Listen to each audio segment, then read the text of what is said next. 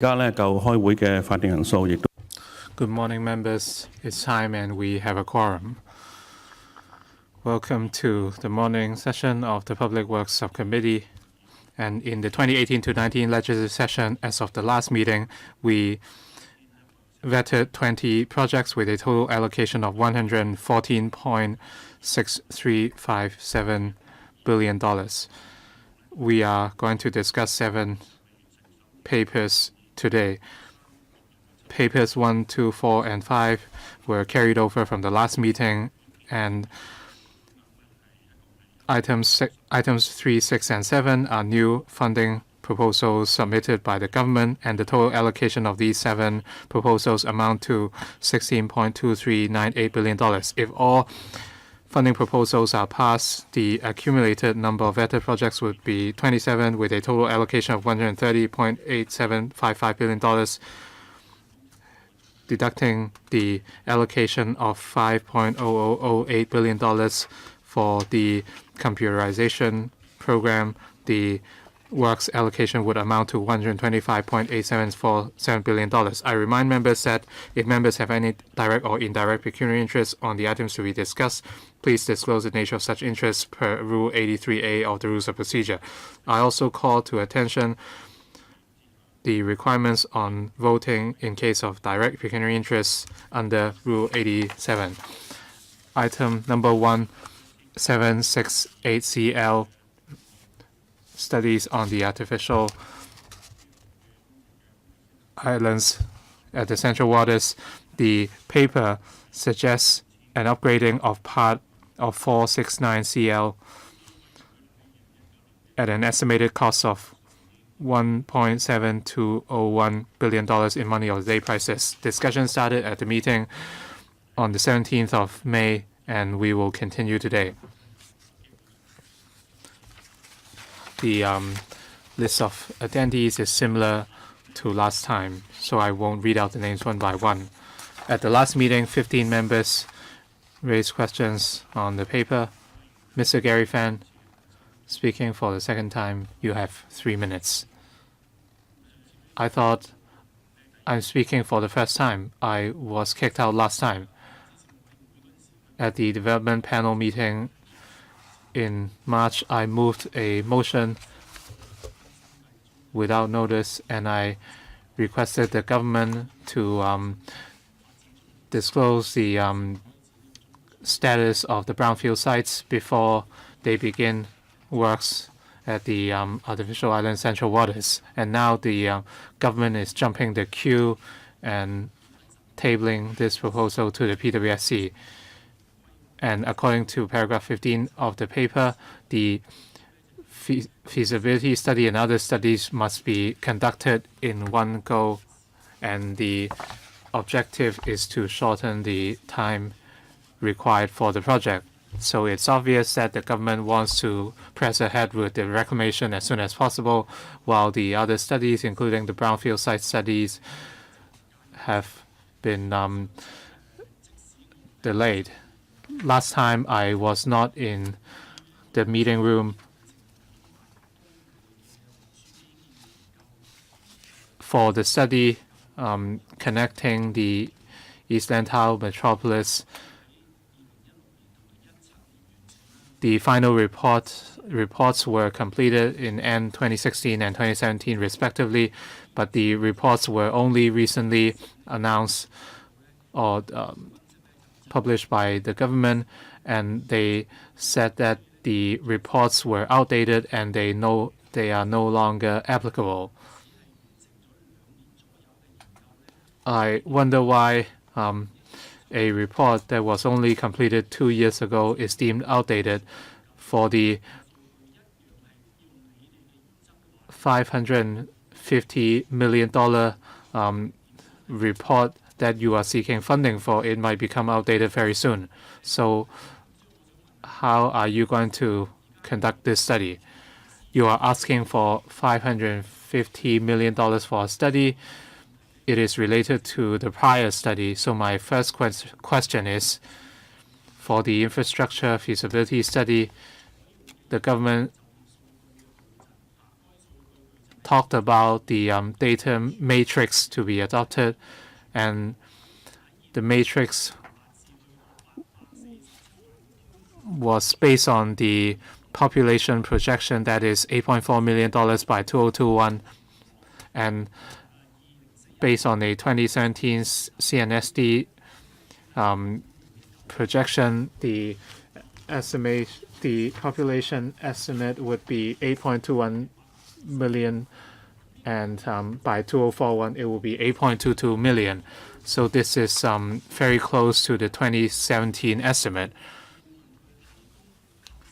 Did the government not provide the up-to-date parameters to the consultancy, or was it that the consultancy did not adopt the latest parameters provided by the government? Your time is up, so I would wait for the next round. Undersecretary, thank you. The study at that time was based on the latest information available at that time, but circumstances have changed, and as such, the information is not applicable anymore. Mr. Uchiwai, 3 minutes. Like I said last time, you are going to conduct a technical study. There won't be any issues. The only problem is money. For the Hong Kong-Zhuhai-Macau Bridge, when we deliberated on the project, we asked the government why they were using such outdated data in analyzing the traffic needs.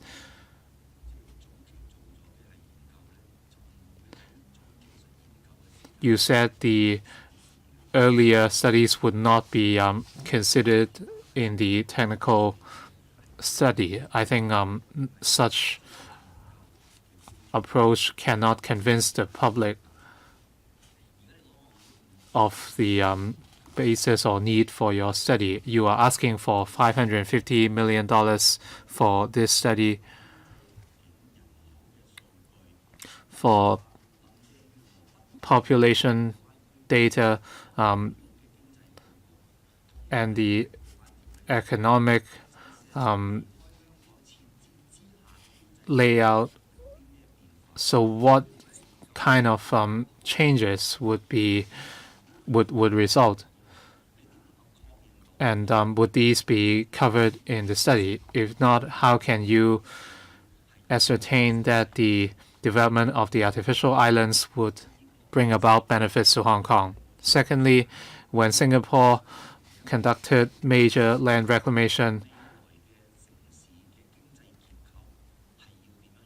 they provided a roadmap of future economic development, whereas in Hong Kong, we are saying that we need a third CBD or core business district, and as such, we need to introduce a third CBD at the artificial islands. But what about the details?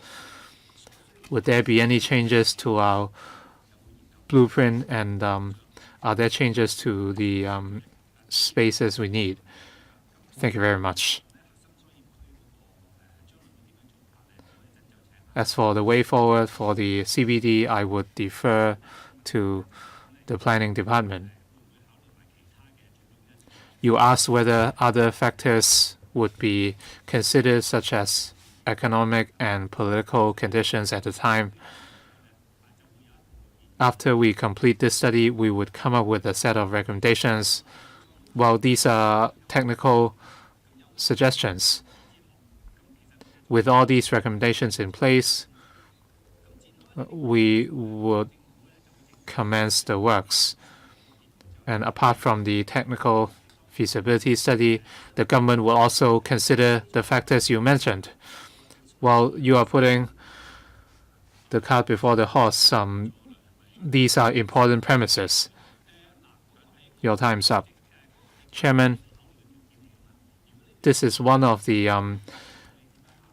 criteria to be considered. So before the study is conducted, you cannot consider the other factors. Well, this is always about money. Your time's up, Mr. Uchiwai. Please wait for the next round if you wish to speak.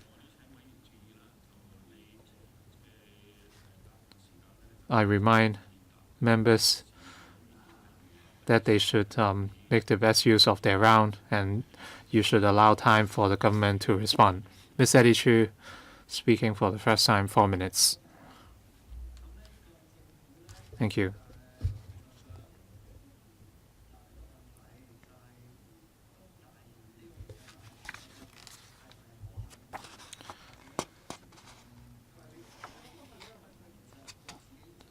The government wants to know whether technically the ELM or Lantau Tomorrow vision is feasible. I'm sure they have an answer already.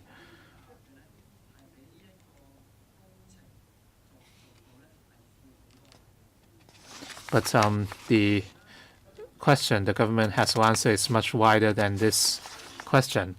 Starting from the task force on land supply, you have been telling Hong Kong people that land shortage in Hong Kong is more than the 1,200 hectares suggested under 2030 plus. You said the shortage is much more serious, and our question is, how much is the shortage? You talked about a larger living space for everyone, and you talked about elderly homes, and you mentioned the mysterious idea of land reserves. But if you have not clarified what the shortage is, and we are forced to accept one of your options. For the first phase, there will be 1,000 hectares, and there will be another 700 hectares, and possibly even more. If you do not clarify the whole picture and the relevant numbers, we cannot proceed to this step. So the question is, what is the overall figure?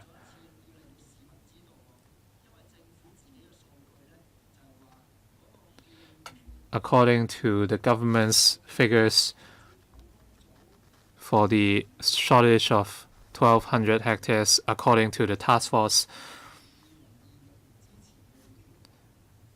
800 hectares represents shortage before 2026, and the remaining 400 hectares would represent the shortage between 2026 and 2046.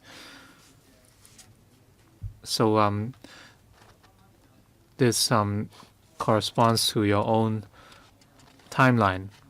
So again, the question is, if you don't tell us the total shortage, we cannot enter this discussion.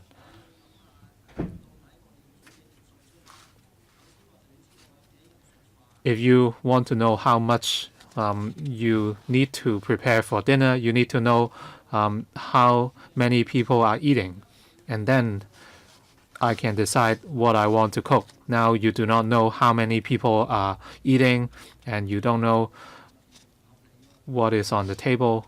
It is not reasonable. Under Secretary, for details, I would defer to Ms. Ho, the Deputy Secretary. I want to point out that this is not simple math. You cannot even give us the simple math. Ms. Eddie Chu, please allow the government to respond. We cannot continue if you speak on top of each other. Ms. Eddie Chu, please be patient. Thank you, Chairman. I'd like to say that planning is to cope with future uncertainties. That's why we cannot just simply say that definitely there will be a shortfall of how much land, and therefore we will have to do this and that. In fact, there are uncertainties about just everything. It's just an issue of arithmetic, Chairman. All right, 2030 plus. Please do not just tell us this or that. Well, Eddie Chu, I'd just like to remind members once again that the question and answer time is that much, and therefore you will have to allow for time for the officials to answer your questions. And please also be patient in listening to the reply from the administration. well, the issue of 2030 plus in the planning paper is already set out that there is a shortfall of land. Actually, we're talking about 4,800 hectares or even more. For the 3,600 that is mentioned, in fact, they are assuming that they've already identified the sites, and out of the 3,600, there are also some important sites that have to be used. I'm sure we all know the figures very well. So please wait for your second round, Eddie Chu. So you can press the button and wait for another round. Okay, 3 minutes, Ray Chan, second round. It's not your time, and if you continue to talk like that, this is out of order. You will have to stop, or else the only thing that I can do is to say that you've seriously breached the rules of procedure. So please be patient, okay? Ray Chan, second round, 3 minutes. Chairman, the administration is now asking for $550 million. And according to what they said, is for the conducting of a feasibility study. In fact, that's not true. In fact, they're going to do it whatever the outcome. So if it's not feasible, then they'll do it again and again until it says it's feasible. This is the approach of the administration. What we can only say is this is just a transport study, engineering study, and also road investigation study, and so on and so forth. Last time, we already asked if there would be a financial feasibility study, and the Undersecretary said that in these technical studies, they would also be looking at the financial implications. But then my question is, what we need is, we'd like to have an independent financial feasibility study, and that will have to be conducted independently using the $550 million you asked for. And then last time, we already asked that were there studies saying that because financially it's not viable, that's why they will have to just cancel the project altogether. Well, you said that in fact for the extension of Ngong Ping 360 and also the Spa Center, well, according to that study, apparently it says that it would not be viable for the private operator. That's why it cannot be developed. That's the findings. So the reason why we believe that the independent financial feasibility study would be important. I hope that you would promise that you would be doing that financial feasibility study. We also need to know the best and also the worst case scenarios. You will have to set that out very clearly to all of us. It's about the population data and also the economic data and so on and so forth. But then apparently you're saying that after spending the $550 million, and then once you have the blueprint, and then you will think about it later. But if I already think that is not feasible and the population will be going to the Greater Bay Area, then there is no need for this project altogether. Then the $550 million will be wasted. So you should have conducted a financial feasibility study so that there will be a bottom line, so that below that you would not be going ahead with the project altogether. So will you be doing that, Undersecretary? Well, I'll be deferring to the CEDD that will tell you how they're going to do the financial feasibility study. But then what I'd like to stress now is that for the studies related to the artificial islands in the central waters, well, we have to provide land for housing and also community facilities and also economic development. And that will have tremendous social and economic benefits. Yes, I think we all know about that. So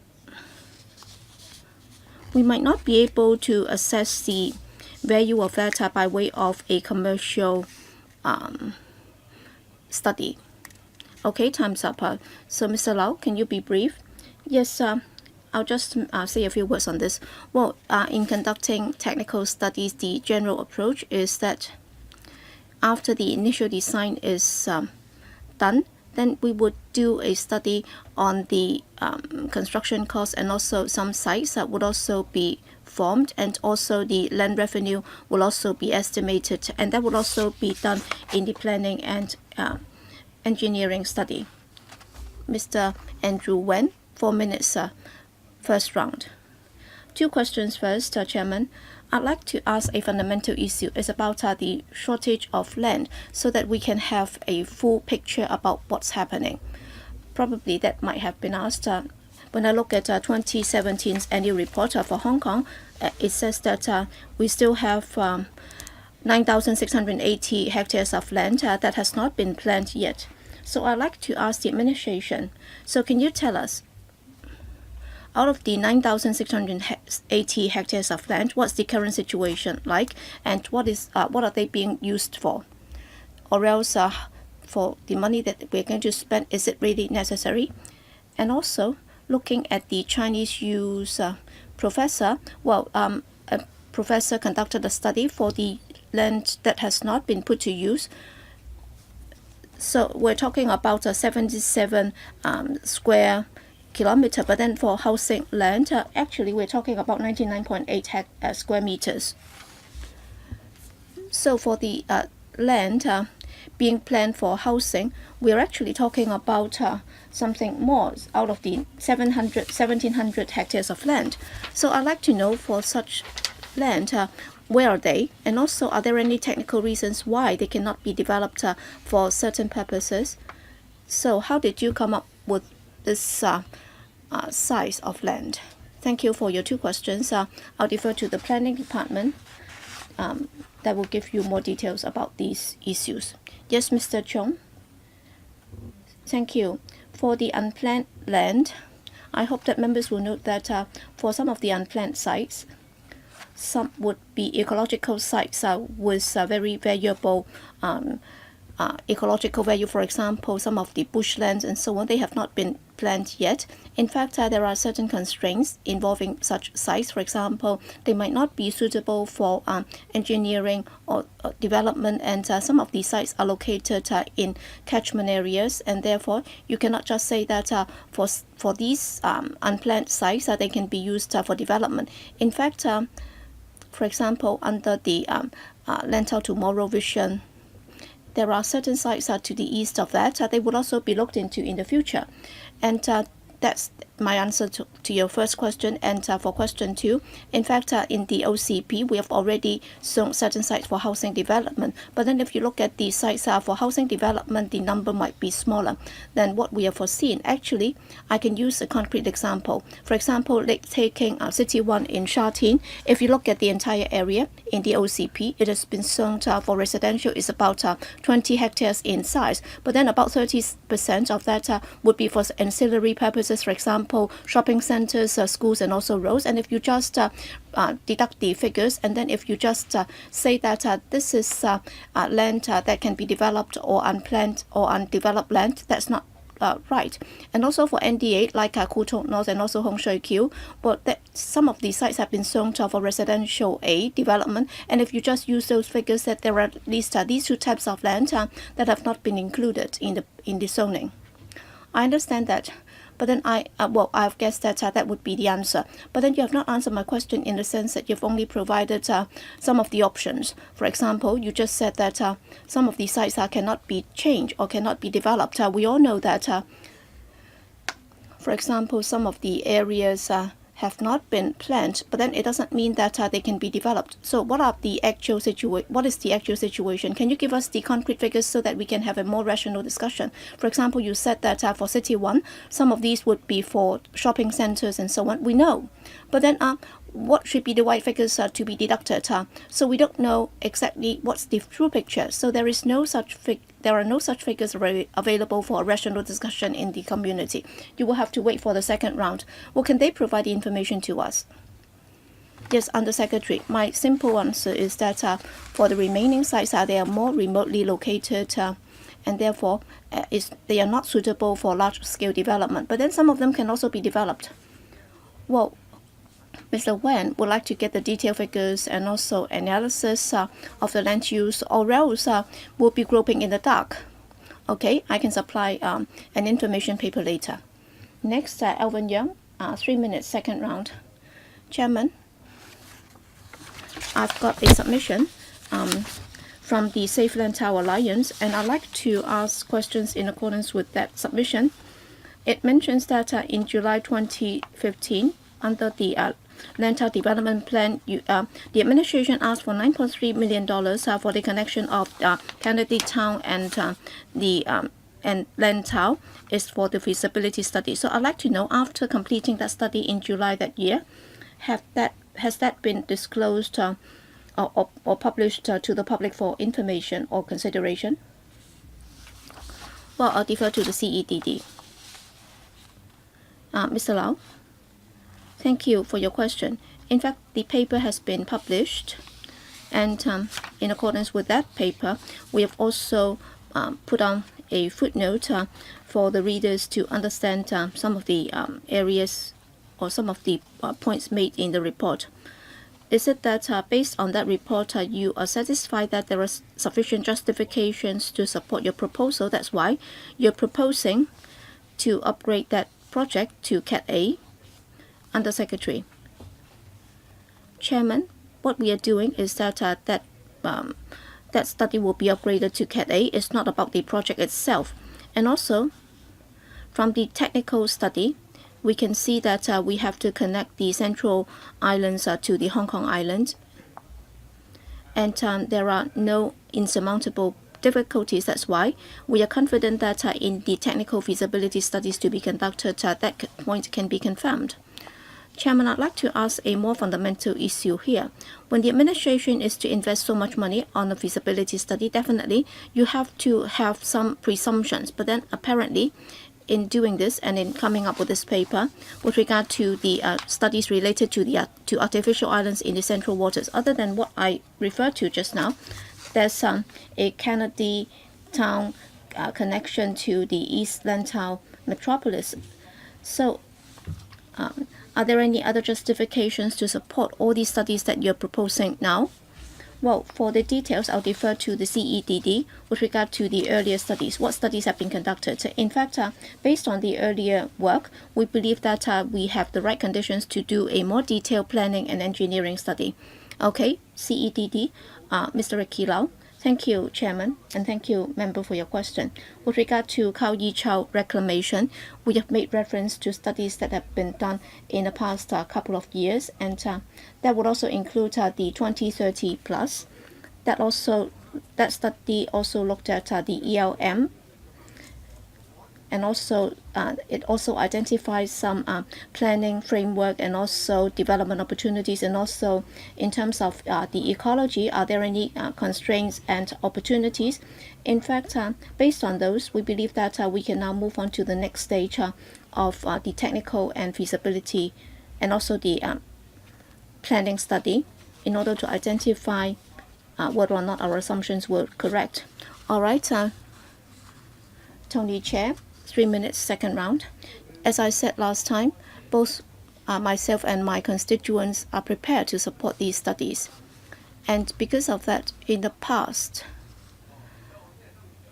well, for the constituents and also the associations that I represent, they've also submitted written submissions on the relevant study that the administration is undertaking. We also propose the ways to conduct these studies, and also at public hearings, we have submitted written submissions. Apparently, according to my understanding, is that the Development Bureau, including the Secretary, agree with most of our proposals, but then they have not given a very clear indication as to whether or not they would be prepared to accept our proposals, and in conducting these studies, what are the steps and also the factors to be taken on board. 係好似我哋提交嗰個意見嘅時候咧，政府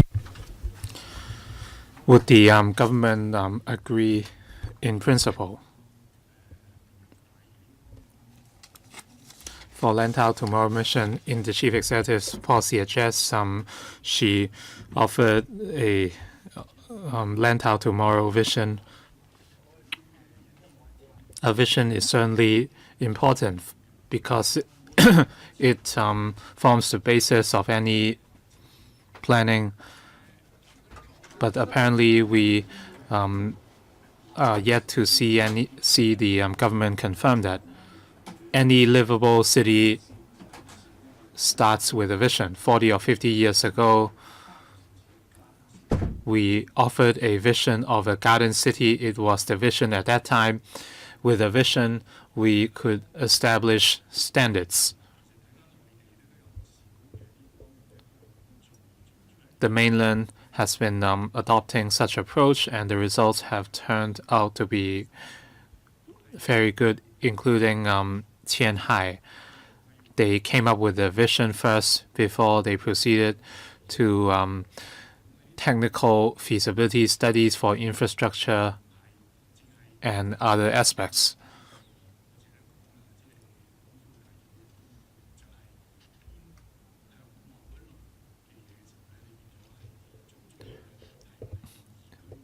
If you are biased towards a certain aspect,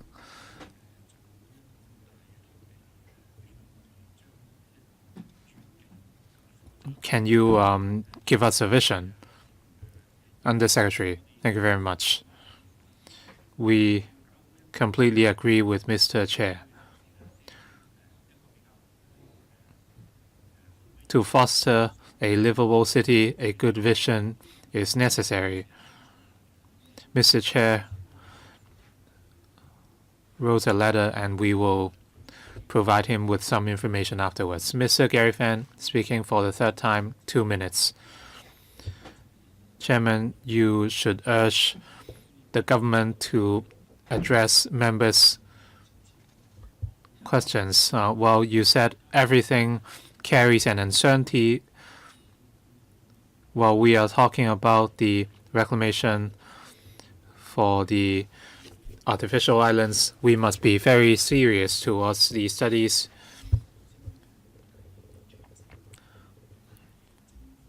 You did not answer my question well. The government said that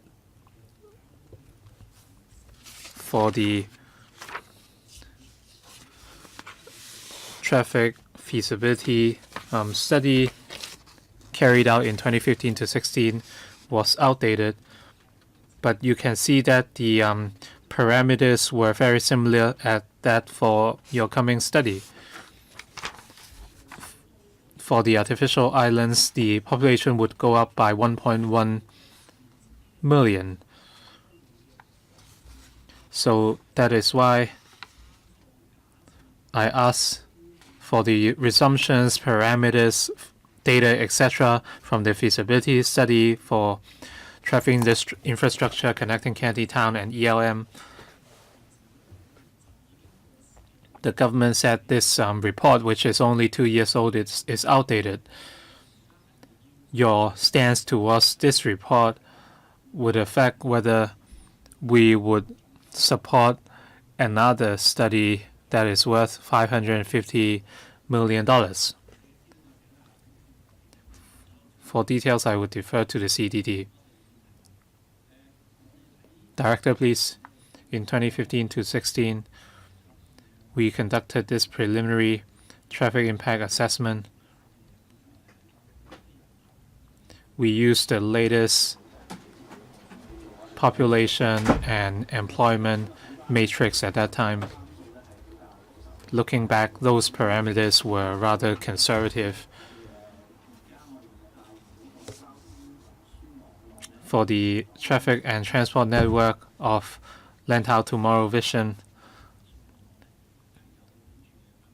we refer to the network under 2030 plus. The layout of our transport network can be found in Annex 1 of the paper.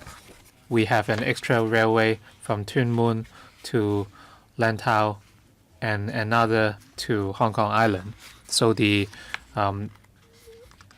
study at that time was of reference value, but circumstances have certainly changed. Mr. Uchiwai, third round, 3 minutes. A vision is very important because it would dictate whether we should or should not do something, and that is the reclamation. If the vision is in conflict with policy, what are we going to do? The chief executive encourages Hong Kong people to find opportunities or live in the Greater Bay Area. How would our population demographics change? You said the reclamation plan at the Central Waters, it was based on the latest information from the 2015 to 16 study, and at that time there was no policy to encourage Hong Kong people to live or work in the Bay Area, and there was nothing about the Fugitive Offenders Amendment Bill at that time, and the economic circumstances have changed. They were not covered in the previous study. Should they be considered in the coming study?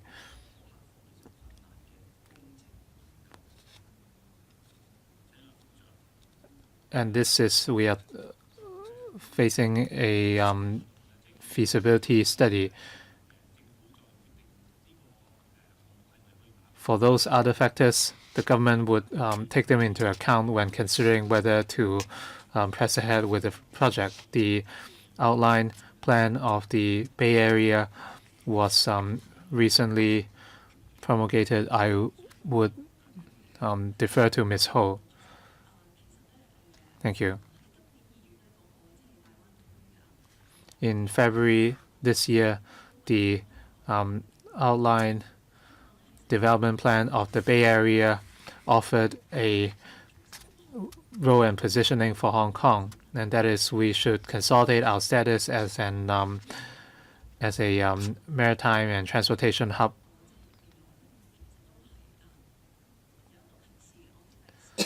This role could inspire the way forward for our artificial islands.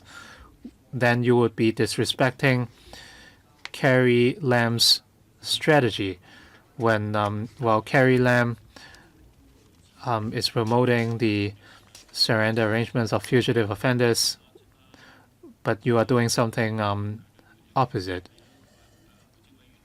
Deputy Secretary, Mr. Wuchiwai, please wait for the next round.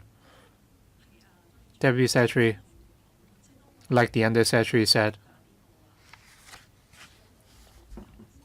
for the artificial island study, we would adopt the latest available information. Dr. Fernando Chang, speaking for the second time, 3 minutes.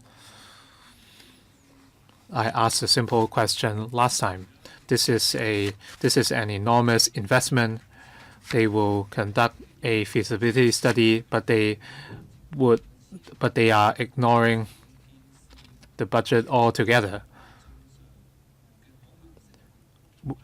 Well, I'm referring to the overall financial viability or cost effectiveness analysis.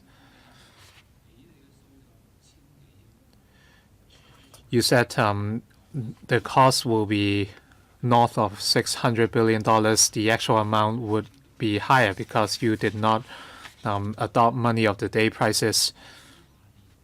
For the next 10 to 20 years, you will spend $40 to $50 billion every year. The HA's annual allocation is only $60 billion, so you can imagine how much money we are investing. This is a huge gamble.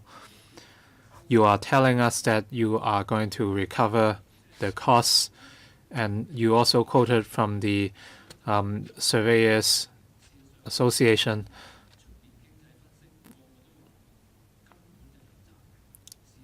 And many analysts pointed out that the project would be profitable. We can see that in many reclamation projects, including Tung Chung, they are profitable, but the price to pay is high land prices, and our people cannot afford adequate housing. So for the so-called Lantau Tomorrow vision, what will it offer to Hong Kong people? We will only see more housing that is unaffordable. So with a new CBD, who would it really serve? And all our infrastructure projects are dictated by the authorities, and all our infrastructure connect to the mainland, and everything would only serve the Bay Area. With the 1,700 hectares of land, would it guarantee that Hong Kong will no longer have subdivided units? Can you guarantee that everyone can enjoy affordable and adequate housing? Will our young people have a place they call home? Would these be covered by the Lantau Tomorrow Vision? Your time is up, Dr. Chang. So how can the government address your question? We are talking about hundreds or thousands of $billions of investment. So you need to make the best use of time. I have been lenient already. So Undersecretary, please. Like I said in the last meeting, the development of the artificial islands serve Hong Kong people. For housing, there will be 150 to 260 housing units, of which 70% would be public housing, and that would amount to about 180,000. And whereas for our current CDAs, the figure is only 130,000. So we can solve our housing riddle with the artificial islands. Dr. Cheng Chung-tai. The government said that the 2015 feasibility study on connecting Kennedy Town and ELM, the government said that the report and executive brief were uploaded to the internet. I think we should only begin the questions now. The government is applying for funding for the artificial islands feasibility study for the part on transportation infrastructure.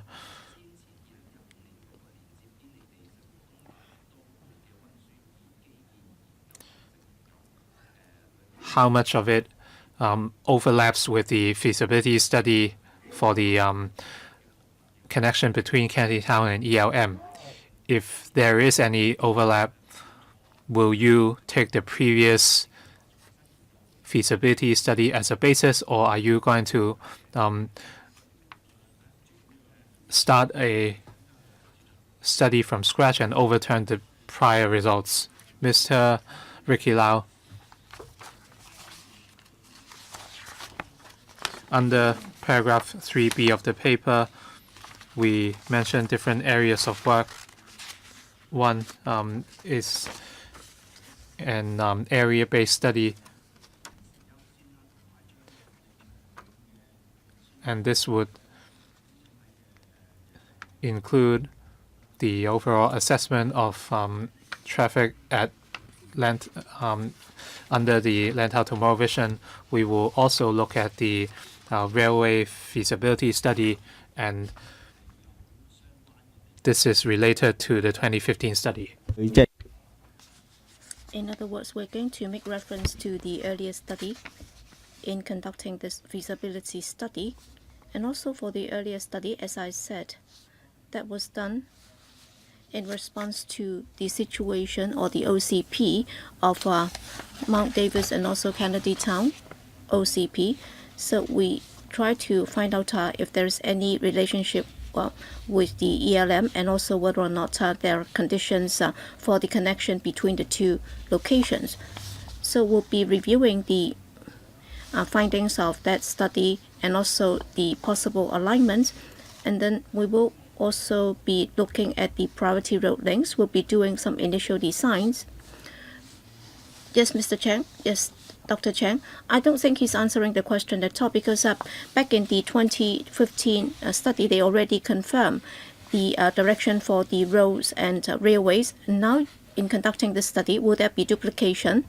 And if yes, then why are you doing that again? So why can that be taken out so that you can just rely on the earlier report? I think Dr. Chang, this is not the first time that the director is answering this question as to how the earlier findings can be used for conducting the study. I think he has already given a lot of details, and if you have further questions, you will have to wait for another round. Dr. K.K. Kwok, 3 minutes, second round. I haven't seen the administration doing that before. Is really very lamentable because in the earlier report, they made it very clear that the traffic flow was not viable, and now the administration is cheating the public. For the $624 billion, in fact, 2 trunk roads would be included. That's Kennedy Town and also one connecting to Sunny Bay. And you said that there's one other road that has not been mentioned. That's from NT West via the artificial islands. So that has not been taken into account. As you can see, when the administration wants to cheat, they're actually moving the goalposts all the time. When they want to build it, when they try to suppress the costs, for example, for Route 11, they would not be taking that into account, and also for the main trunk roads, that would also not be counted. So they are trying to resort to hooks and crooks in order to get the money. So please do not cheat. Well, you're talking about 700,000 people who are going to live in the artificial island after deducting that. In fact, I would expect, and the administration is still refusing to give us the figures, the cost might be $100 to $200 billion more before you can actually complete the artificial island. That's point number one. And number two, the administration actually, when it comes to the FC, will be able to tell us that by 2030, 2040, that's to be calculated on money of the day prices. But then when it comes to the artificial islands, all of a sudden they say they don't know how to do the calculations. Originally at the FC, it has already been established practices and so on, and now they are not doing it. So please do not tell lies. Well, what if it's done or calculated on money of the day prices? That is 2031 to 2035, and also as at the completion date of the project, how much would it cost in total?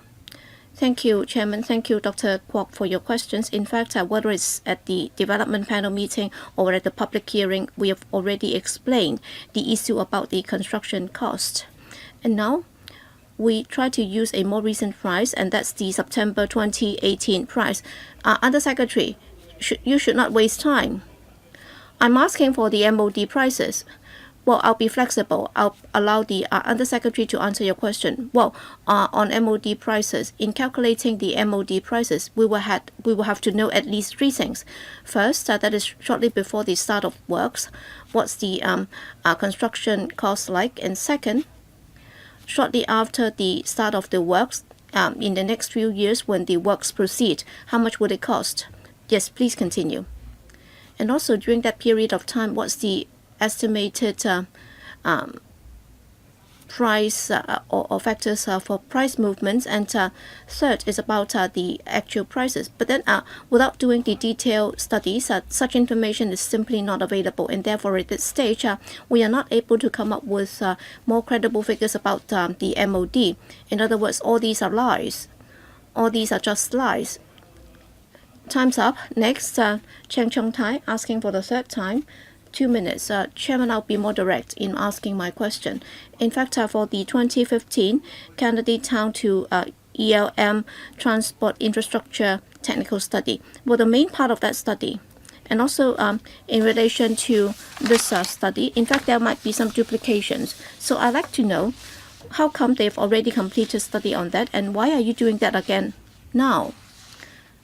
Director, Chairman, I think I've already said something about this in answer to an earlier question by some of the members. That is with regard to the Lantau Tomorrow Vision's overall transport network. when we conducted the TIA on the Kennedy Town to East Lantau metropolis, there was some difference because, in that study we based our parameters on the 2030 plus consultation paper.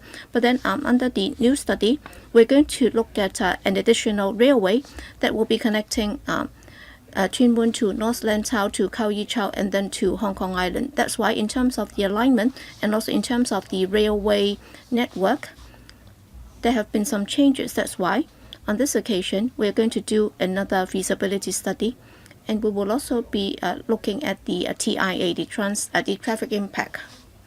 In other words, for the 2015 study, is going to go into the rubbish bin. Is that right?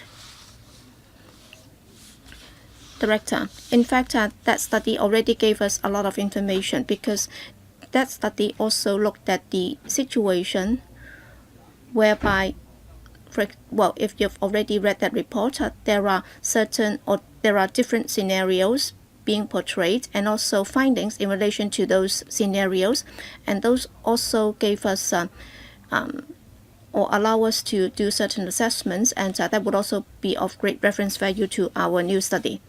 Okay.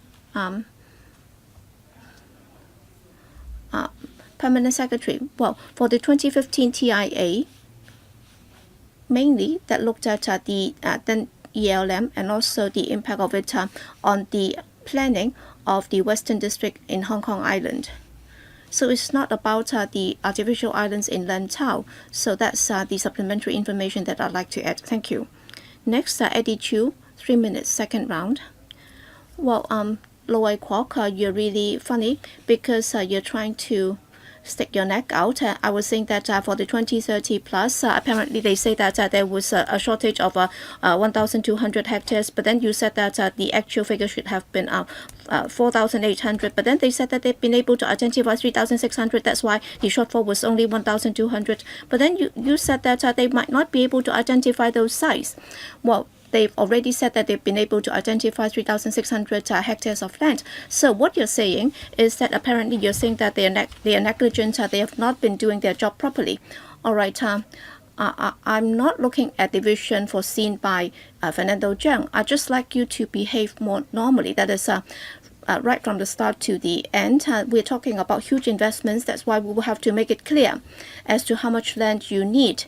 And also for the TFLS, they've already highlighted the figures for the short to medium and long-term need, setting aside the several dozen hectares of country parks land. They've already said that there would be a shortfall of 3,252 hectares of land for the short, medium to long term.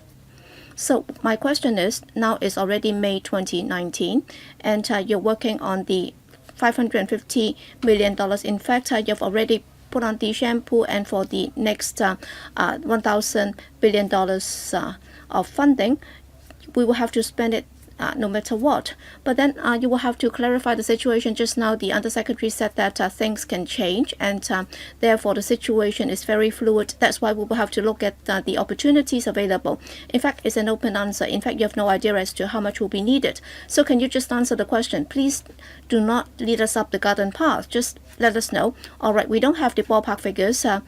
Well, I'll be giving you 5 seconds only. Okay, Undersecretary. Chairman, I'll defer to Mr. Ho, the Deputy Secretary, to answer the question. Well, on the ballpark figure, I agree with what you said. It's very important because in identifying the land, we have to know the target. So we've been following up with the TFLS. So we will have to update the figures on a regular basis. We are looking into that, and our plan is that within this year, we'll be finalizing the ultimate strategy under the 2030 plus, and we'll be publishing the figures too. I'd like to emphasize. Why do you have to emphasize? So allow the Deputy Secretary to answer the question. It's my time, but then you will have to allow them to answer the question. They didn't have the figures. Without the ballpark figure, Mr. Chu, and if you're asking for $550 million for this study, it's not reasonable. There is no way that we can proceed with the way you behave yourself here. Okay, Ms. Ho, please answer the question. Time's up. You will have to allow her to answer the question. what I was trying to explain, member, is that even if we do not have the figures now, the ballpark figure, when compared to the funding application that we are submitting, there is no relationship. Because if you look at the 2030 plus, we have already identified that we are short of 1,200 hectares of land. This is very conservative. Well, for the 800, that would be before 2026. You said it yourself. So before 2027, you're only short. You only have a shortfall of 800. I've already asked Ms. Doris Ho to answer your question, so please do not just speak and not allow her to speak. Well, if you look at the timeline, then for the short to medium term, we are short of 800 hectares of land. When we talk about the artificial islands, we have never said that it's for the short to medium term. It's for the longer term. And also, we have said that out of the 1,000 hectares of land, you might say that it's distant water. It would only be available in 2032 for the first batch of population intake. But then if we do not start this study now, then 10 years down the road, that will become our near fire. And there is no way that we can put it out.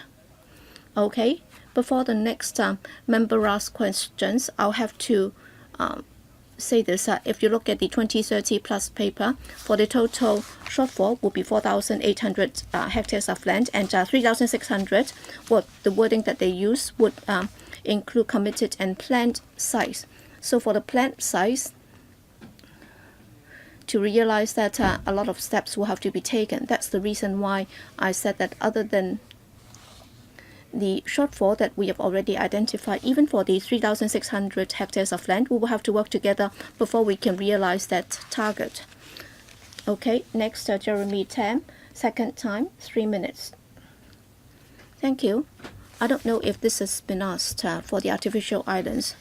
So how much sand will be needed to do the reclamation? I'll defer to Mr. Lau. Yes, Mr. Lau? Thank you, Chairman. Thank you for your question. Well, on the issue of reclamation, we'll have different materials to do the reclamation, including public fill materials and sea sand, and also the mechanical sand. We expect that over half of that can be from public fill materials, and for the remaining materials, we'll see if we can use mechanical sand. As for the sea sand that will be needed, so we haven't done any estimate. So half of that will be from sand and also manufactured sand. What we believe that for the manufactured sand, that should be sufficient. So we do not see any need for using sea sand. Is that right? There is no need for using sea sand. Is that right? It depends. So it depends on the technical study that we are going to conduct to see whether or not we need it, and also for the annual supply figure. But then at this juncture, there is a chance that we might not be able to need it at all. We can just use public fill materials and also manufactured sand. 幾犀利喎！即係你點樣可以揾咁多機制沙？ So where do you find that sand? And how many cubic meters of sand would you need?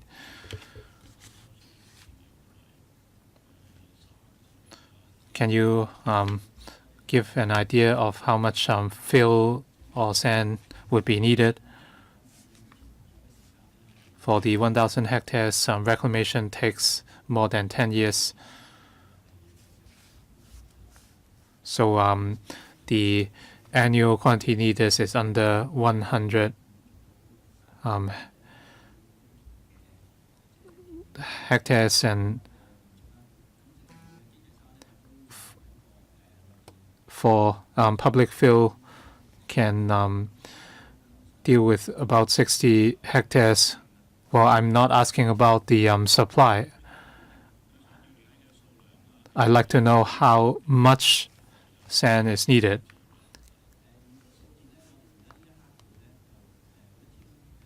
For 1,000 hectares, we need 250 to 300 tons of sand. Please wait for the next round. you cited the number of tons. So if you translate that into the number of cubic meters, how much would it be? You can obtain the figure by dividing it by 2.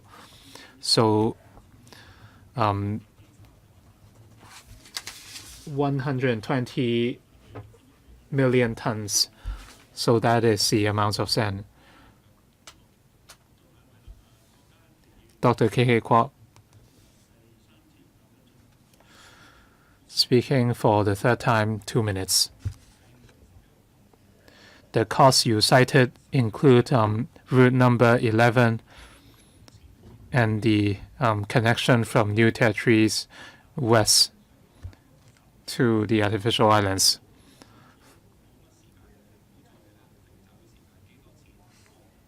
Just give me a sum.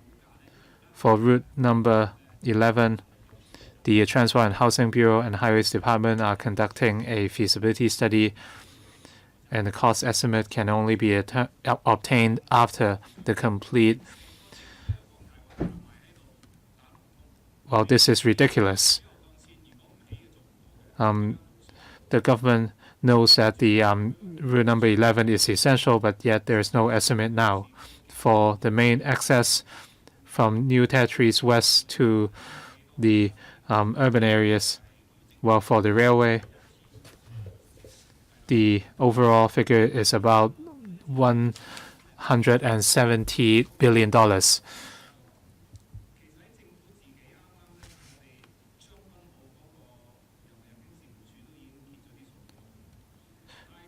And the Immigration Department has offered some figures. In 2018, prices $5.4 billion. By 2023, $6.8 billion. So it went up by 25% in 5 years. And that is for the immigration, the new immigration tower. In 2010, it was $1 billion. By 2018, it went up to $2.3 billion. So the numbers tell the story. It is yet to complete in 2033, and by compound calculation, the increase is 1.95 times. So by for the $624 billion, it will swell to 1,300 billion by 2033. So given the current inflation, will it swell to $1,300 billion? So how did you come up with the figures? You managed to present figures for 2023. Please wait for the next round. Dr. Fernando Chang.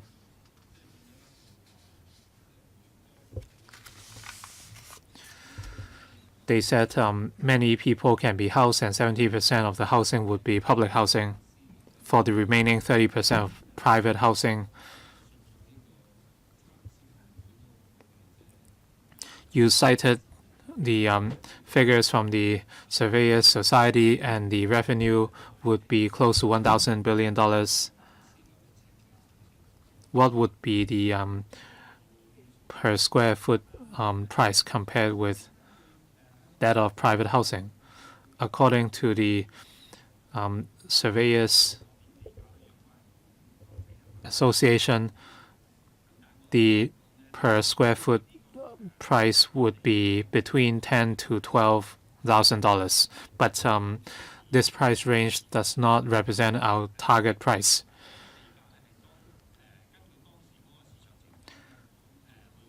The land price at the time would be based on the prevailing market conditions. It is not set by the government.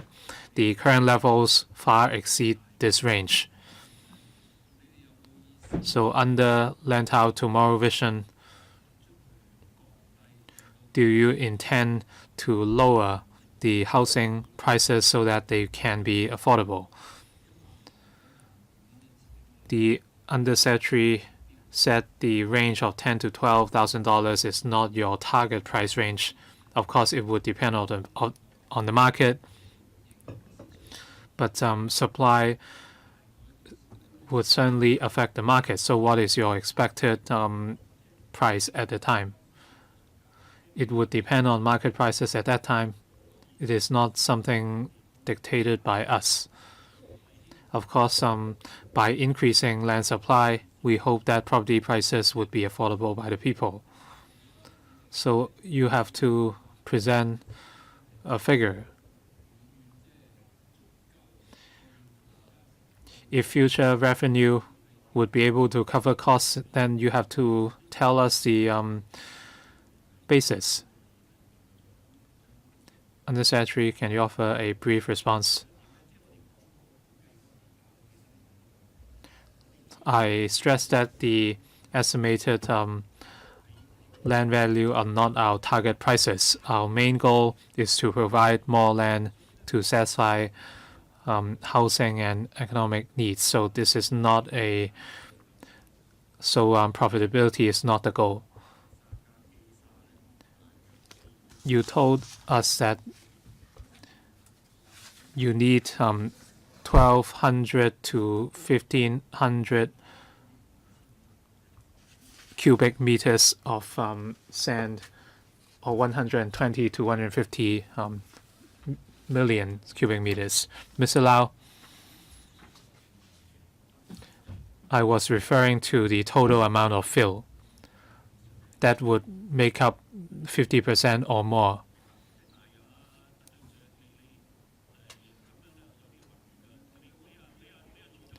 This is rather confusing. Please allow the director to complete. Well, you are speaking on top of us. Chairman, you are wasting my time. Director, the amount I quoted was the total, and we expect at least half would be fulfilled with public fill. Please pause here.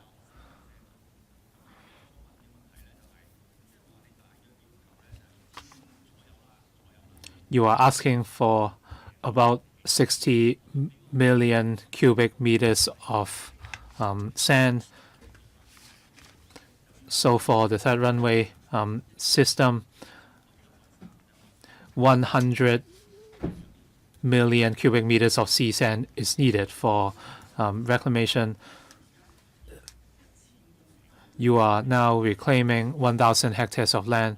You are saying that you need 60 to 70 cubic meters of sand. Of course, the water depth might be different, but the amount of sea sand is apparently relatively low from the look of it. And for sea sand, it's not obtainable from the mainland. While the Kerry Lam said the sand can be obtained from Guangdong province, and the amount we can obtain is also very low. So how would you deal with the supply of sand?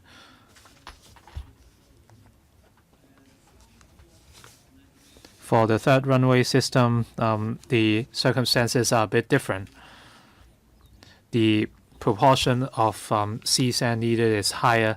They still need public fill, but the proportion required would be lesser. We have a few years to look at the source of the public fill or sand. We are confident that we can overcome the supply of public fill. Can the government tell us why they are confident that they can obtain other sources of fill? Are these sources already available so that we don't have to obtain it from Guangzhou? And quarry sand are a byproduct of quarry operations, and such quarry sand can be provided. In Pearl River Delta, there are a lot of these quarry sites, and we also paid visits. So in the coming years, we can examine the supply of quarry sand. For the third runway system, they also study the feasibility, but the current scenario is that there is a shortage of sand for 3RS. So for the artificial islands reclamation, once you begin, you cannot stop. How can you avoid repeats of the same scenario? Like I said, the timeline for reclamation would span more than 10 years, so we would take things step by step. We have 15 million tons of residual fill. So for sea sand or quarry sand, we are confident about their supply in the coming years. We heard the same arguments when we dealt with the 3RS project. For 3RS, they are stuck because they lack sand. We have the same concern towards the artificial islands. Thank you.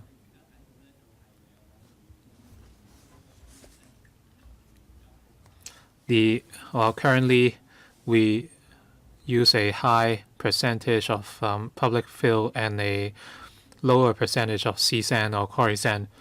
We expect reclamation to take more than 10 years, so we are very confident that in the coming years we can address the problem of supply. Mr. Tony Chair speaking for the third time, 2 minutes. I sent in a letter last week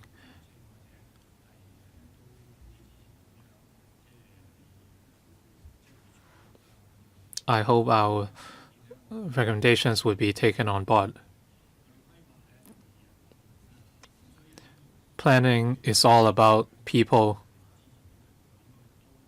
so our study should be comprehensive. Apart from residential and commercial provisions, would it serve to achieve carbon neutrality, artificial intelligence, smart city, etc.? I hope these would be covered in the study. However, from the paper, there isn't a lot of detail available on the study. Apart from the works described in paragraph 3 of the paper, the industry and even the government might want to minimize the carbon emissions in the future. For smart city, we should think about making the city livable. Would these be included in your study? Thank you very much.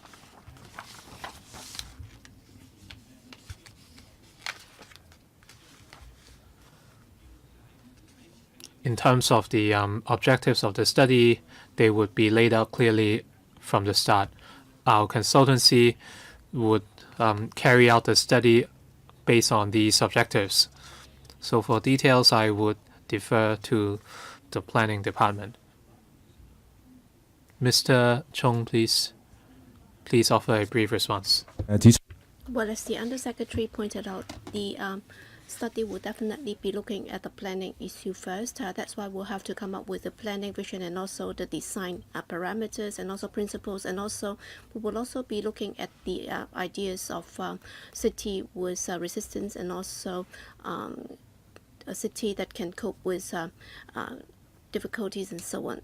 Definitely, that will be designing for a livable city. Uchi Wai? Well, there is a lot of controversy surrounding the artificial islands, and in the locality, there have been a lot of voices or concerns about the traffic network. In fact, it can be overloaded. In fact, in March, the administration already went to the district council and members already raised a number of concerns in this respect. Well, with regard to the study, concerning the connection between Kennedy Town and ELM. Well, from the beginning to end, there is no mention that we have to refer to the study, and after the consultation, you're saying that you will have to build 3 two-lane tunnels to connect to Kennedy Town. Well, when you went to the district council, you did not mention that at all. You did not give us even a drawing on that. So it said that you have deliberately hidden something from the district council concerning the important information, including the fact that the traffic network could be overloaded and also how access can be made to Kennedy Town. So how can you say that you've already consulted the district council? In fact, you've hidden a lot of the important information. Can you answer that question first? And the secretary, of course, we do not agree that we have hidden something from the district council. No, that's not true. In simple terms, the report has been published already. It's in the public domain. In fact, other than the district councillors, everybody can have access to the report. All right, we have asked questions for a year until you publish the report. How can you say that you've released the report already? In fact, in applying for funding, Eddie Chu, it's not your turn. It's not your turn. It's not your time. So if you continue to speak in your seat, then we'll have to deal with the rule of procedure issue, because under the rules of procedure, you are not allowed to do that. Chairman, you're taking up my time. I have to deal with Eddie Chu's behavioral problem. You're taking up my time. You're spending my time. Okay, I'll make up a time for you. Under Secretary, well, when we apply for funding, that would also cover a traffic infrastructure study other than roads and railways, and how can they be connected to other districts that will be looked into. And we will also be doing a very detailed TIA, and then after the information is available, we'll be going to the district concerned, including the district council, for consultation. I think it's very simple. If you intend to have a study, if you'd like to get the alignment, for example, whether or not it's a tunnel connecting Kennedy Town, then how come you have not even disclosed the direction to the district council? Why not? Why have you not told the district council about this? Under Secretary, Chairman, as I explained earlier, with regard to the earlier study, the purpose was different, and this time we're going to complete the picture and we'll be coming up with the details, and then we will consult the district council again. So you've hidden something from the district council. So you're asking for funding, but then when you went to the district council, you made no mention about this. So we are conducting a study. We are not making a decision on which project to go ahead with. And then at the Central and Western District Council, the DAP said that for the Lantau tomorrow vision, the transport network cannot be directly connected to Kennedy Town, and therefore there should be a direct link to the Central and Sheung-Wan. So what's your view on this? Chairman, we have to do these studies as to the connectivity and also the alignment. We haven't got any final decision yet. So once we have finalized that, we'll consult the district council again. But will you be looking at the proposal by the DAP, a direct link to Central and Sheung-Wan? Well, we have an open mind. We haven't really fixed our mind on any options. Okay, Claudia Mo, second time, 3 minutes. According to my understanding, this is a large-scale study, and then you also have a traffic infrastructure and technical study. You should have completed that already. How come you have not told us about that? Or is it that I've missed out? Claudia Mo, are you talking about earlier studies? In fact, many questions are about those studies. So, which study are you specifically referring to? That is of reference value or of no reference value? Can you be more specific? Okay, I have this submission from the Safe Lantau Alliance. We can call that a petition, because earlier on we read out a study, and that is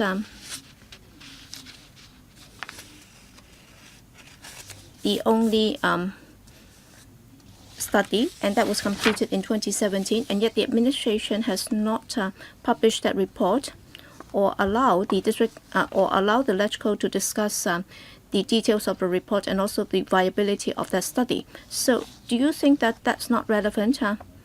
I think you're referring to the feasibility study on connecting Kennedy Town with ELM's transport infrastructure. Well, that's been discussed many times. In fact, that has been published, and the director already said that in the upcoming feasibility study, well, they will be referring to this study. Director, anything to add? Chairman, I have to protest. How come you're speaking so much? You're not supposed to be the government spokesman. Claudia Mo, you asked a question, and therefore I'd like to clarify what you're asking, and I was helping you to point out specifically the report that you're referring to. I've already read out the name of the report, and I've already said that this morning many members have already asked questions on that. So specifically, we'll defer to the director to answer the question. Director? Yes, thank you for your question. In fact, this morning we already responded to questions on the initial traffic impact assessment study. So the overall report has been published as to the executive summary towards the end of 2017. We already released that. Well, that study was that study involved a number of parameters, and also when we look at the existing transport network. Back then they used the 2030 plus parameters, but now under the Lantau Tomorrow Vision Plan, we understand that the parameters have changed. Well, for the 2030 plus, it's a massive plan, and it's very ambitious, and it's very different from the artificial islands that we are talking about. That's why you will have to look at that separately. So that's the conclusion that you're telling us. Is that right? Director, I'd like to point out one point. That is, back then, the findings of the study are of great reference value, but then when we conduct the further study, we will have to pay attention to some of the changes that have taken place since then. And in releasing the report, we have also issued a rather detailed executive summary. It's a summary that readers might have to take note of. Okay, I'll lock in 2 minutes, third time or third round. Well, I'm asking that for the third time, and for those watching the live broadcast, well, from my perspective, this is a totally ridiculous study in the eyes of the administration. All right, for the Khao Yi Chau artificial island plan, well, they're going to have 120,000 units, and 70% of that would be public housing. And at the same time, you're going to have the third CBD in the artificial island. The question is, all right, for the grassroots, not all of them will have to work at the CBD. In the end, they may have to go to another district to work. And also for the so-called CBD, all right, you're going to build it there, then definitely the property prices near that CBD will not be cheap. So for these studies, from the very beginning, they are contradictory.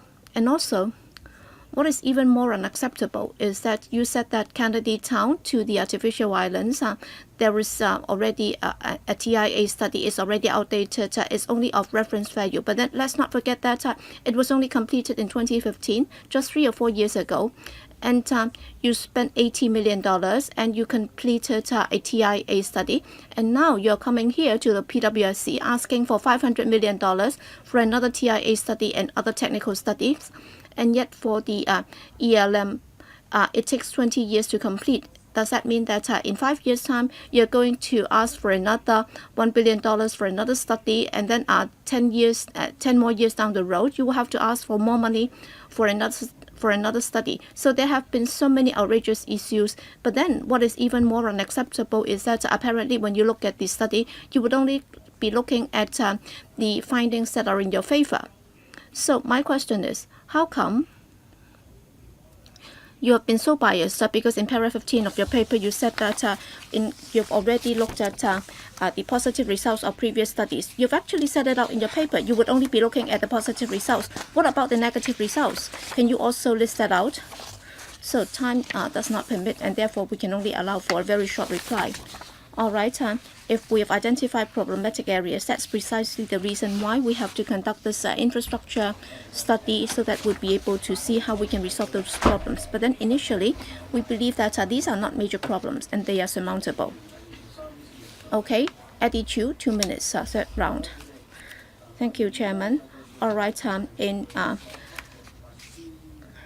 Confucius' remarks, it said that if you don't want it to happen to yourself, you should not be doing it to others.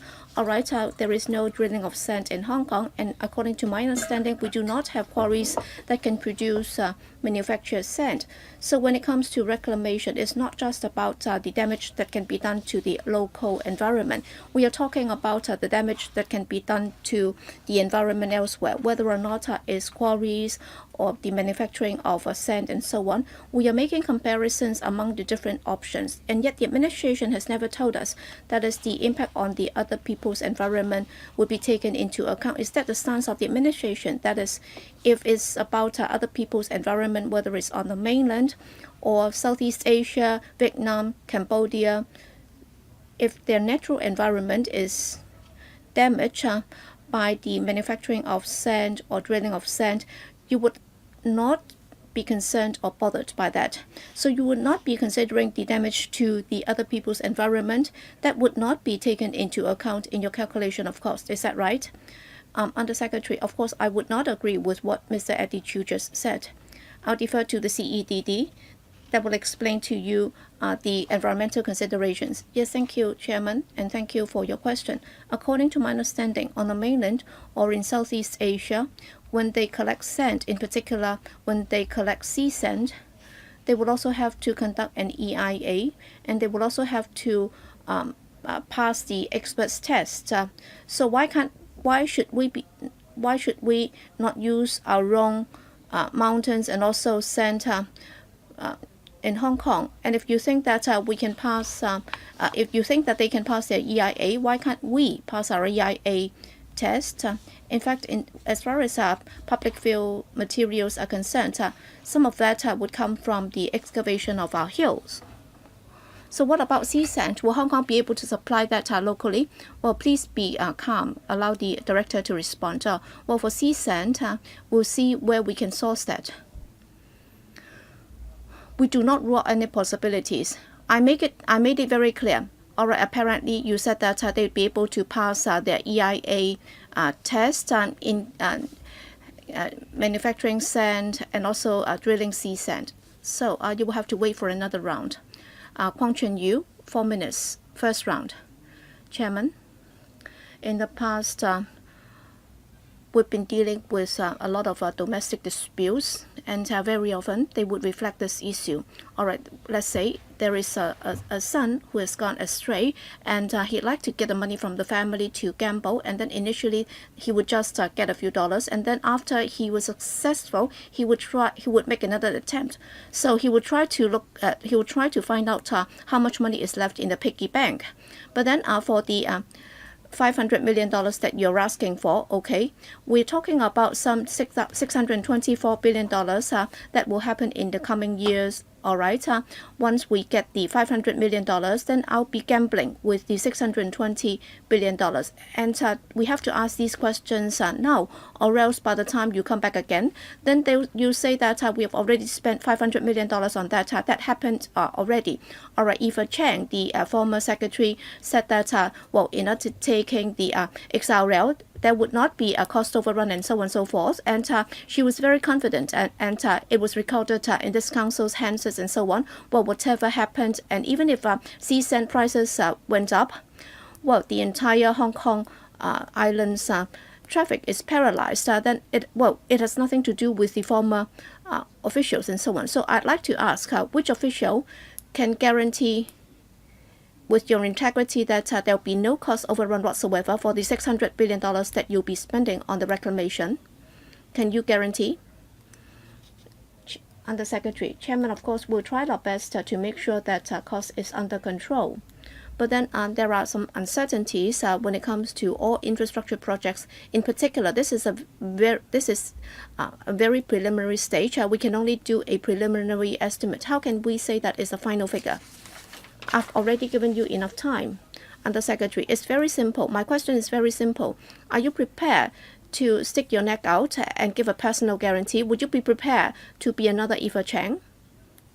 Chairman, is very clear. You're talking about over $600 billion because in the past we believe that we have a stable financial position. That's why we can still cope. But then let's say for the $600 billion, let's take a few steps back.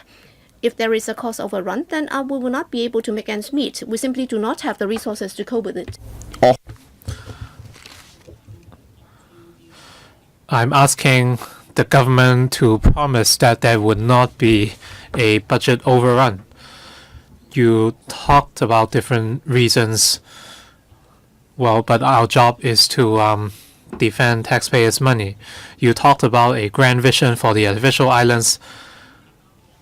So can any government official guarantee personally that there would not be a budget overrun? This is not about making guarantees. So are you saying that there will be a budget overrun? Please allow him to respond. Our current estimate is just a rough estimate.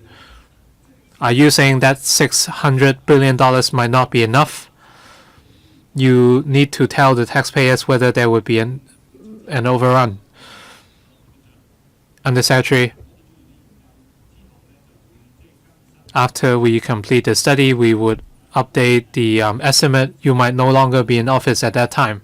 By the time we commence works, well, how long will you stay on in your office? This has no relevance to the item we are discussing today. You are afraid to make any promise, and you might not be here a few years down the road. Dr. Junius Ho, first round, 4 minutes. In paragraph 17 of the paper,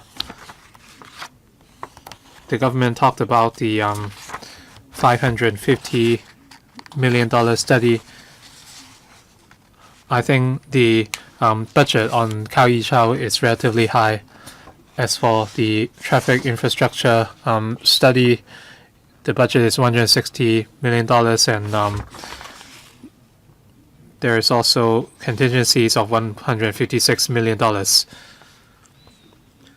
So for the $550 million budget, for these four items together make up $520 million already.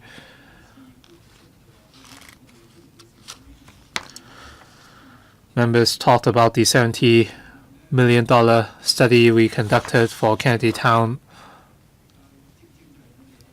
and now it's already updated. We are to work on the central waters. Can you expand your study to cover not just the central waters but the overall connectivity of Lantau Island? So the central waters might be the focus, but you should also address the periphery. That way you can facilitate better connectivity in the future. The money has to be spent, but we should make the best use of it, or else we might be criticized. Is there a possibility to synchronize different items? As for the source of sand,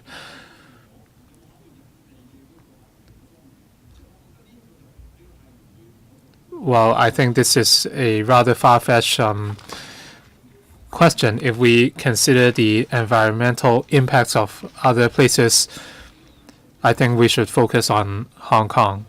That would be more pragmatic. As to whether we have an adequate supply of sand, this is important.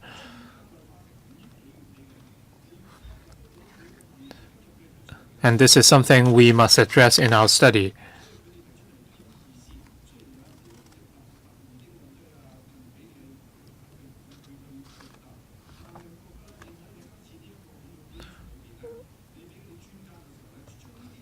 In your brief to the consultancy, you should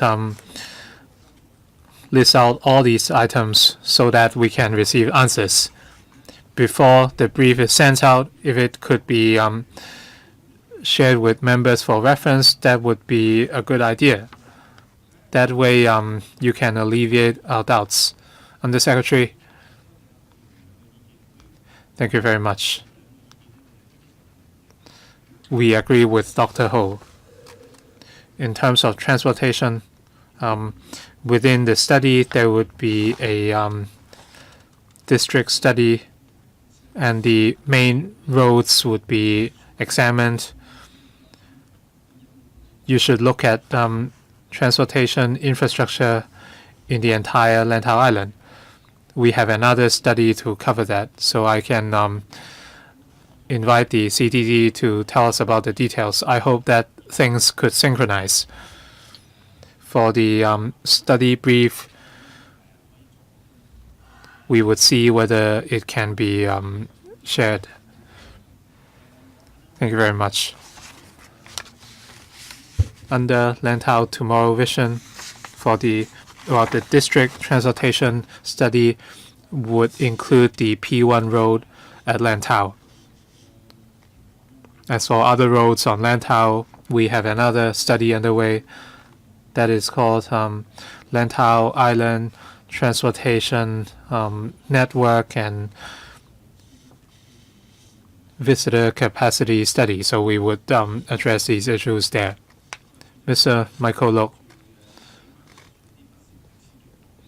We have more than 200,000 inadequately housed households. The waiting time for public rental estate has reached a new high.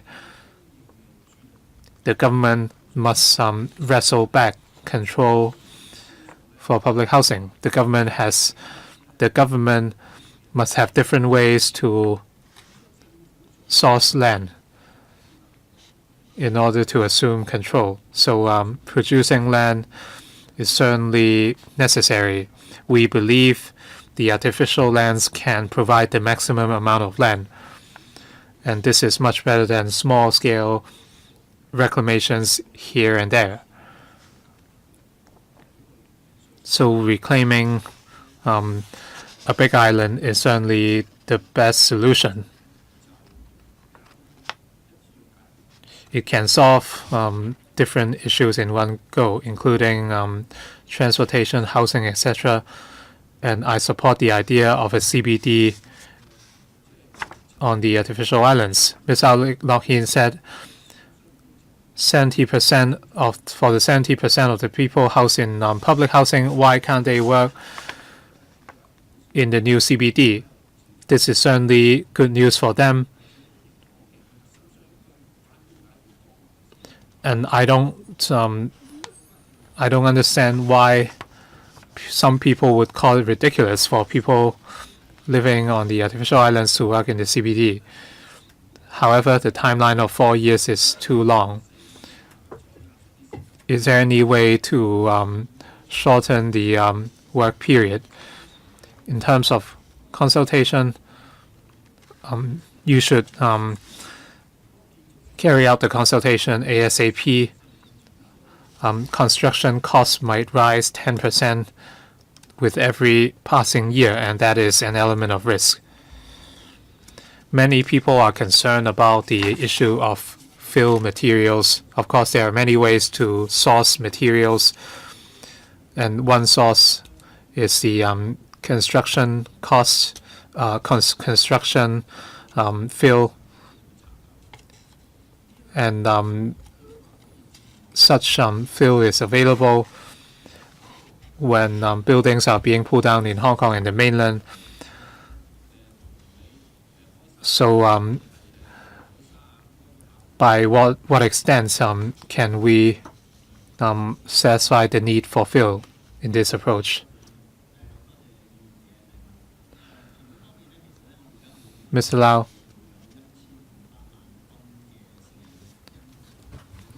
Hong Kong has about 15 million tons of public fill every year. We have inert C&D materials. Some might be obtained from tunnel boring, and some might be obtained from the assembling of buildings, etc. So these fill materials can be used for reclamation. In the 3RS project and Tongchong project, they have been using our public fill. In terms of costs,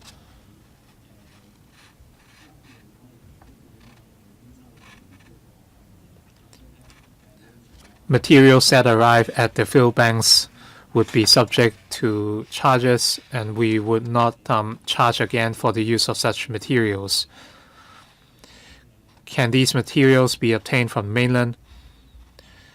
We will have a few years of time for our planning and engineering study.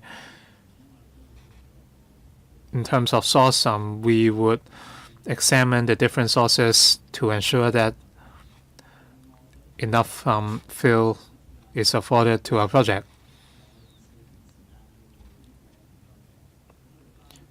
We will spend 4 years for this study, and we will go back and consider whether the period can be shortened. We have a very aggressive timeline already, that is 42 months for the study. Ms. Claudia Mo, speaking for the third time, 2 minutes.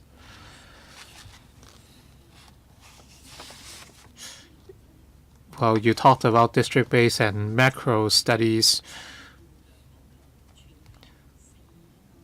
but for such infrastructure projects, we have to have a global perspective as well. And a member said we should not consider other places, but protecting the earth is a global concern. We should remember that. You said the study will take 3 or 4 years. There is an important coral area at Khao Yi Chao. Would it be covered by your study? And also the finless porpoise and Chinese white dolphins, their habitats would be affected. Would that be covered in your report? These would be covered by the EIA. For details, I would defer to Mr. Lau. For the coming P&E study, we will certainly look at ecological impact and the EIA. We will conduct a statutory EIA. As for the ecology, we sought an initial understanding of the area, and if you understand the area, it is an anchorage area for vessels, and it used to be a dumping ground for debris, and we know that there are coral populations in the area, and according to an earlier study, we found that certain species of corals would congregate in the area, but the scope of coverage is not high. So we would be careful in minimizing impacts and mitigating any impacts. Green procurement is the way to go for the government. If a contractor does something detrimental to the environment, they would not be appointed. So as a representative of the engineering sector, this is something I want to stress. Thank you very much. Gary Fan, 1 minute, fourth round. Well, last time the administration said this, that is the conclusion of the feasibility study suggests that there's no insurmountable problem with regard to road congestion and so on. But then when I look at the TIA report, apparently mention was made about the surmountable problems. So for the solutions that they had in mind would be to increase the tolls. So they'd be charging a high road toll in order to reduce traffic flow, and that would be able to barely restore the conditions so that that would be manageable. So for drivers or motorists driving a private car via the artificial island to work, then for every road or toll that they are going to charge, for example, if they are charging $15 per trip, and if they have to pass 3 toll roads, then according to the existing toll, then they'll have to pay about $90 a day. In other words, you'll be spending hundreds of billions of dollars, and yet in the future, for residents and also motorists, they'll have to put up with the high tolls that they'll have to pay. That is, the administration is trying to use this as a way to solve traffic congestion problems. So what kind of development model is that? All right, time's up. Undersecretary, be brief, please. Well, for tunnel tolls and so on, it's not just something that will be featured in this study. Undersecretary, he has already responded to your question. You can ask again. Ted Hui, second time, 3 minutes. Chairman, thank you. If you look at the construction of the artificial island, you're actually throwing money down the drain, and it's very costly, and it can only be completed many years down the road. You're not sure if it can solve the problems. But then with regard to the study and also the technical discussion, well, even if it's just a technical discussion, is it really fair? Coming back to the point that was made earlier about the connection between Kennedy Town and East Lantau Metropolis, this is a traffic impact assessment. Okay, you've already answered the question, and the figures, well, are not conducive to the proposal to construct an artificial island, because for Kennedy Town to ELM and also to Siu Ho Wan, well, actually, you will have to increase the tolls before you can make it work. Okay. You say that the findings of that study are outdated, they are no longer suitable, and therefore you will have to conduct this new study. So is it that you've changed your policy already because you had no idea that the chief executive would be saying this? Or is it that you're trying to tie in with certain policies or even certain political needs? You're prepared to change the figures. You're actually cooking up the figures and you're moving the goalposts. And please do not interrupt, Chairman. You said that the conditions have changed. But then initially, you said that the estimate was conservative and also some of the base figures have changed. Or, well, even if there is one more railroad connecting the new territories to Hong Kong and so on. But then, well, using the railway and using the roads would be very different. The figures should be very different. So through this committee, can you tell us what are the differences? How come it's so different that you spent several $million on that study and now you're throwing it away? Director? Thank you, Chairman. Well, the study has been completed and we believe that it's of great reference value.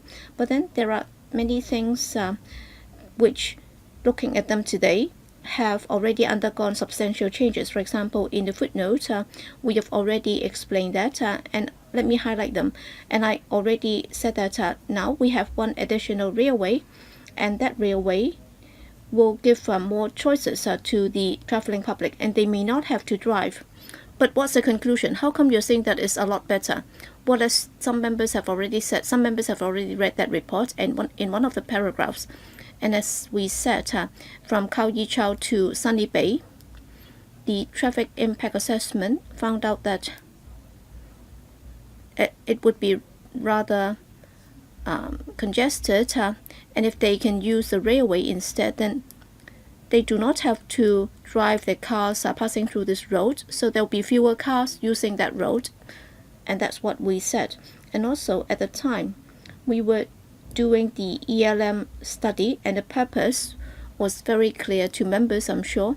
That's why, as the permanent secretary also explained, basically we have to look at the ELM and also the artificial islands traffic. At the time, the consultant adopted a relatively conservative approach on the size of the population and also the employment figures. And today, when we look at those figures, when compared to our current estimates, they were on the high side. That's why we believe that for people commuting, the need would be somewhat dimmed. Yes, 1 minute. KK Kwok. I'd like to give enough time to whoever is going to answer the question. Okay, these are government figures submitted to the FC from the Immigration Department and also the West Kowloon government offices and also the Customs and Excise complex and also the East Kowloon operational headquarters and so on, and also the West Kowloon magistracy. So can I use their calculations? Roughly from 2018 to 2023, there was an increase by some 25%.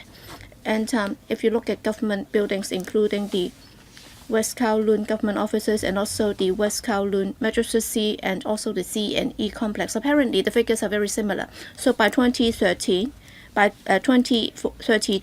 so $624 billion, according to my calculation, it would go up to about $1,200 billion. Can you confirm that? I've already made 2 attempts to answer the question. Let me stress again that we have not got any credible MOD estimates yet, and the reasons have already been given just now. We haven't got any figures for the tendering price closer to the start of works and also the actual works period, how many years will be taken. And also, we can only do the estimates after we know the rough works period, and then we would then be able to come up with the estimates on the outturn figures. I respect your calculation method. I'm not going to comment on it, given the fact that he has already got his own formula. He can also do his own calculation, and then he can comment on this. In other words, it'll be no less than $1,200 billion, right? Jeremy Tam, 1 minute, 4th round. Chairman, I'd like to follow up on the issue of sea sand and also manufactured sand or mechanical sand. Well, I think it's not like what you said. You would be needing some 60 to 75 million sea sand plus some mechanical sand. And I hope that after the meeting, the administration can supplement. If I remember it correctly, just now you said that it would take about 200 million tons of public field materials. I saw that you were reading out from some papers. Definitely you have prepared for that question. So can you translate that into cubic meter? So what's the ratio between sea sand and also mechanical sand? Can you give us those figures afterwards? Yes, I was referring to about 250 to 300 million cubic meters. So that's the range. So I can give you the figures afterwards. Yes, 1 minute, Chang Chong Tai, 4th round. Yes, to follow up on an earlier question, there is no question why we should only be looking at the positive findings and not the negative ones. All right, the paper is very naked. That is, you said that you would only be looking at the positive findings. Well, the report said that if you do not have tolls on roads, then you would not be able to cope with the situation. Just look at the public housing estates. How many people have to go to another district to work? So what are you saying, FTU? Are you really defending the interests of the working class? There is no reason why you should only be going for the promising results and not the negative ones. Definitely, from the pro-establishment camp, you'll be able to get their support, and definitely this will be approved. But then we'll be saying no to it. But then you will have to be fair. Well, for any study report, you will at least have to set out the negative impacts, right? Undersecretary, I'll be very brief. Yes, for the problems that have been identified as Mr. Au, those were negative factors, and we will definitely be taking them into account. And in the report, we'll see how we can deal with them. And even for the road charging. In fact, for the road charging scheme, in fact, territory-wide, we are looking into that. And in this study, we will also be making recommendations as to the reasonable tolls to be charged. And then it's up to the administration to decide. Next, Eddie Chu, 4th time, 1 minute. Thank you, Chairman. I would also advocate that the administration should at least have another meeting with us on the Kennedy Town study result, because there are many figures. We might not be able to understand them, and therefore you will have to explain them to us. So there should be a dialogue. That's point number one. And number two, in that report, they have different combinations. For example, one of the more critical combinations affecting traffic flow, whether or not we will be building Route 4 from Kennedy Town to Aberdeen, so that there will be a railway extension. So you're actually trying to press ahead with this. So will there be any options or choices? So are we going to have that spur line or not? Director. Thank you, Chairman. Well, for the study report, the content or the substance is very rich and it's very complicated. And if individual members are interested, we can also make an appointment and then we can explain the details to you. And what about Route 4's extension? Is a very important point. Can you also answer that question? But then after the meeting, the director already said that he welcomed a further meeting with members to explain the details. Yes, Director? Well, for the initial TIA study, it's rather comprehensive. We've actually looked at 48 scenarios, and therefore, in some cases, we have Route 4, others not. As to whether or not we're going to have it in the end, it depends on the study on the artificial island in the central waters and whether or not we need it. Fernando Zhang, 1 minute, fourth round. Yes, on the TIA technical study, I understand that it's very important because the administration has been saying that the report was outdated already. That's because they didn't like it. In fact, it's traffic-wise, it's not feasible. Just now, Mr. Au Lok Hin also referred to the cross-district working population. In fact, 70% of the housing would be public housing, and if you look at the situation in Tin Shui Wai, the experience is that over 70% of the population have to go to another district to work, and in Tuen Mun is actually up to 50%. So I'd like to ask the administration under the Lantau Tomorrow vision. So what's your assumption? How many people, how many working class, or how many working people will have to go to another district to work? Well, I'll defer to the departments to respond in detail. But then I'd like to say that after completing the artificial island in the central waters, given the fact that we're going to have another CBD, and also given the development in Tung Chung and also the airport, many job opportunities will be created.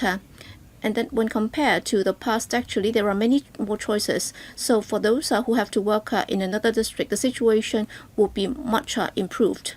So Mr. Chong, thank you, Chairman. Thank you for your question. We expect that with CBD3 completed in the future, about 200,000 jobs can be created, and they are in different walks. In fact, there will be different types of jobs because in the CBD, other than premium A office buildings, there are other retail and also commercial facilities, and I'm sure in the future more job opportunities will be available to the residents in the artificial islands. They can work in situ. As to the actual estimates, well, later on, when in our planning study, we'll be conducting further detailed study. In other words, you don't have the figures right now. Director? No. At this juncture, no. Okay. We have to end our meeting by 10:30. Next, Ted Hui, 2 minutes, and we don't have enough time for him. So next meeting will be on the 25th of May 2019. In other words, this Saturday, to start at 9, a 4-hour meeting. So it's an extra meeting. So please come back again on Saturday. So meeting is now adjourned. Thank you.